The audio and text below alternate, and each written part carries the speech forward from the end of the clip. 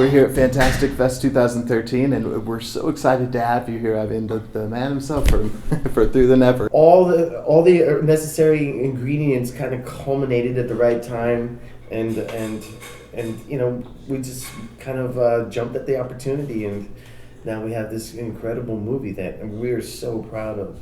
Yeah, and I saw that all four of you have writing credits on the film. So how did that collaboration happen? What we would do is we would walk into the movie theater with a pad, a paper, and a pencil, and just basically take notes while we're watching it, and just writing down all our thoughts and ideas and all the things that we felt needed to change or to be moved around or whatever. And at the end of every edit, we'd sit in that room and we'd just go around the room, and everyone would read off their notes and make further notes, especially Nimrod and his editor and producer. And then they would make the necessary changes and come back to us in like 4 or 5 weeks or whatever. And we'd watch the movie, same process again with a pad of paper and a pencil, making notes. And we did that over the course of like 8 or 10 months. And that's basically how we were able to shape the movie and steer it into the direction that made the most sense to us, and make it the movie that we wanted to make. Yeah, and how important was it that Nimrod himself said he's a big fan of the band and has been, and so how important is that, because it's a movie for the fans? Yeah, I mean, another thing that I thought was great about Nimrod is that he understands Metallica. I mean, he was a fan. It got him through school. I mean, he could relate to what our music had to offer as in terms of pure escapism. I mean, he recognized that aspect in our music, and so, you know, it was really, really easy to work with him. He had such a great collaborative spirit. We had such a great collaboration going between the four of us and himself and his team of people, and so, I mean, things really, really flowed, and I must say, I mean, I feel blessed, because I've heard of movie productions where things just like come to a grinding halt, and, you know, people get fired, you know, things get delayed, the budget goes through the roof. I feel so lucky that we're spared all that drama. Yeah, exactly. Well, and this is a perfect place for this to go, for Fantastic Fest in Austin. And I know there's some things that probably, if you could stay longer, would be close to your heart. You got some good horror and sci-fi. Yeah, you know, I wish I had more time here, but duty calls. Yeah. You know, I was looking through the program, and there was a bunch of movies I want to see. I mean, I want to see Green Inferno. I want to see Afflicted now, after hearing about how great it was. But how is it for you still exciting after all these years? Because, you know, you obviously have to keep doing stuff to keep it fresh for you. Well, I mean, a lot of it has to do with the fact that we genuinely love what we do, and we love the situation we're in. I mean, we've worked so hard, been through so many incredible ups and downs together. I mean, we appreciate what each of us has to offer and recognize this weird chemistry that we have when the four of us get into a room. And for us, I mean, that is so sacred and fragile and tender, and that we just kind of rally around that now. And that's what keeps us together, is protecting that precious thing that the four of us have when we get into a room. I mean, really transcends, you know, anything that any of us could do individually. I mean, and you know, that's probably a bold statement for me to make, but I know that I believe that, and I know that other guys in the band believe that as well. And so, 32 years into it, sure, I'm not done. I know those other guys aren't gonna stop anytime soon. We're gonna keep on going till we can't anymore. I'm gonna keep on going forward until I can't play another note. Yeah, well, and success means something different to everybody, but for you, it's kind of, I mean, you've probably surpassed what you originally thought. You know, when I first started playing guitar and I made the decision to become a musician, I just wanted to become a good musician and eke out a living playing guitar. You know, I didn't have any grand expectations. You know, I didn't have any feelings of entitlement or anything like that. I just wanted to do the very best that I could do at any given time. And so, I mean, knowing that in my heart, I know that I come from a very pure place, and you know, I just feel very lucky and very fortunate to be in this situation. Yeah. When you guys have the most intense, passionate fans of probably any rock band out there, and what is it like to experience that on that side? Do you ever get used to that?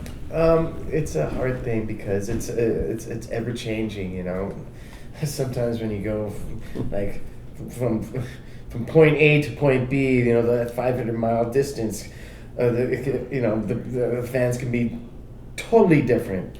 It's ever changing. For me, myself, I mean, I'm a very private person. I'm a true introvert, and so, you know, my emotional makeup makes it difficult for me to ever get used to that kind of thing. But you know, I've found ways to cope and deal, and so, you know, I'm not complaining. Yeah. You know, because being in the band has opened up so many incredible opportunities, you know, to just experience life and humanity in general. I mean, you know, the adulation, the fans, it's not a bad price to pay. Yeah. Not at all. Not at all. Yeah, and you also have a book out as well, which Yes. you mentioned was at Chiller of your horror movie memorabilia. Is that Yeah, right? Too Much Horror Business, and it pretty much chronicles my obsession with horror, anything that has to do with horror, and in particular, it showcases my horror movie poster collection, my horror toy collection, my artwork. I know there's other monster kids out there who sympathize with this stuff, you know, and it's my way of reaching out to all those people and saying, hey, you know, I've been in my little corner right here, my little closet here for the last 25 years amassing all this really great stuff, and here we go, check it out. Isn't this cool? Yeah, exactly. Well, and I know she had a couple of guitars too that have the great posters on Yeah, there, so for me, you know, the guitar thing is super fun because it meshes two worlds, you know. I know you also have you've influenced a generation of guitar players too, including myself. So I mean, it's got to be nice to know that so many people out there have kind of followed in your footsteps. I know that you don't necessarily always like the spotlight on you per se, and kind of more of an introvert, but still, it's got to be nice to hear those kind of things, right? I know the power of being inspired. When I first saw Jimi Hendrix on film, I was totally blown away. It was a different sort of thing than just listening to Jimi Hendrix. And I can still feel that today. So, you know, when people come up to me and say, wow, you've been a big inspiration, I mean, for me, I'm totally flattered. And, you know, I don't know what to say back. I don't know if I want to say anything back, you know. I just take it in and I say, thank you, man. And I'm thankful that I'm able to inspire people the way my musical heroes have inspired me. And, you know, in a certain way, I feel like I'm keeping the flow alive, you know, the flow of inspiration alive. Yeah. What kind of what advice would you give to guitar players that are looking? Because it's a hard business. It is a hard business, but I would say be patient, be persistent, and practice. Yeah. What do you suppose it is from this set that you'll always take with you? And years from now, people ask you what you remember about this. About this crazy stage set right there? Yeah. Well, besides almost getting electrocuted, almost getting burnt to a crisp, and having, like, you know, 5,000 pounds of rigging almost fall on your head. You know, it is very cool being on that stage. Almost to the point where, you know, it can be a little daunting and distracting because you have to be at certain places at certain times, or else, you know, one of those things I just mentioned might happen. God forbid. But just being on that stage, man, was just a lot of fun. And at times it was distracting because the entire surface of the stage is a bank of video monitors, and a lot of the time there would be this incredible image that would be projected on the stage, and I would like go, "Whoa, that's really cool! Wait a second, whoa, that's really cool!" And like, it detracted me from my guitar playing occasionally, you know, a couple times. But very cool. I mean, super, super cool. Do you ever worry about screwing up anymore? I mean, it's you know, I screw up on songs I've been playing for like 3 decades, and I still wonder myself, why does that even happen? You know, and like simple things like an E minor chord, I'm like, oh, scratch my head, and then like 2 seconds later, I'll do this complicated thing, and it just rolls out of my fingers, and then I go to hit like another simple note, and I screw that up. You know, it's just the human condition. Mistakes make. You need mistakes to make the other stuff sound good. You know, mistakes make it sound human. Yeah. It shows that no matter how much we try to be the perfect musicians that we are, shit happens. Yeah. You know, it just happens. Now, the show is the Drew Pearson Show, and Drew famously caught the Hail Mary catch, and whether or not you're familiar with that, I think everyone has a Hail Mary moment in their life where they just kind of had to go for it, and it worked out for them. What do you suppose that was for you? I have them all the time. Well, if you've ever been surfing, you run into a lot of Hail Mary moments, especially when it's big and pitching, and you're in shallow water. You know, there's a razor sharp reef, and you're wondering if there's sharks around, and a big set comes up, and you just turn your board around and start paddling, and hoping you're gonna catch that big wave. Because if you don't catch it, you're gonna get pounded by the 5 big waves that are behind that one. I mean, you're saying Hail Marys a lot. Yeah. Especially with Rob and I, a lot of times we get ourselves into surf situations that are not, you know, let's say you don't feel recreational in it. You feel very challenged, and you're face to face with your own fears out there, you know, and that's when I do have those Hail Mary moments.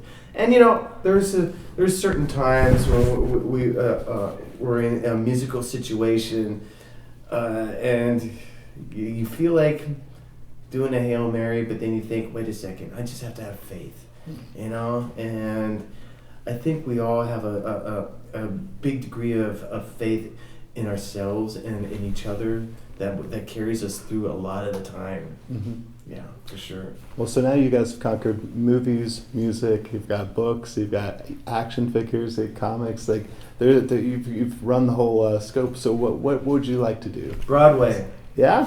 Could happen. What's next? Broadway. Broadway, of course. Metallica the musical. Yeah, why not? I mean, Green Day has a musical. Queen had a musical. The Beatles, God, their musical's still going, isn't it? There you go. Okay, well, very last thing, when are we going to hear some new music? We are going to give it an honest effort at the beginning of the year. Good. I mean, we started kind of like chipping away at it, you know, a while back, but the movie just kind of overtook us. I don't think we were ready for the amount of involvement that we experienced in the making of the movie. Yeah. It kind of just sucked us in, but now that whole production is nearing and closing to an end, it's all about just focusing on the next album. That's perfect. Well, hey, thank you so much for being with us. Really appreciate it. All right, thank you. All right, man. Cheers.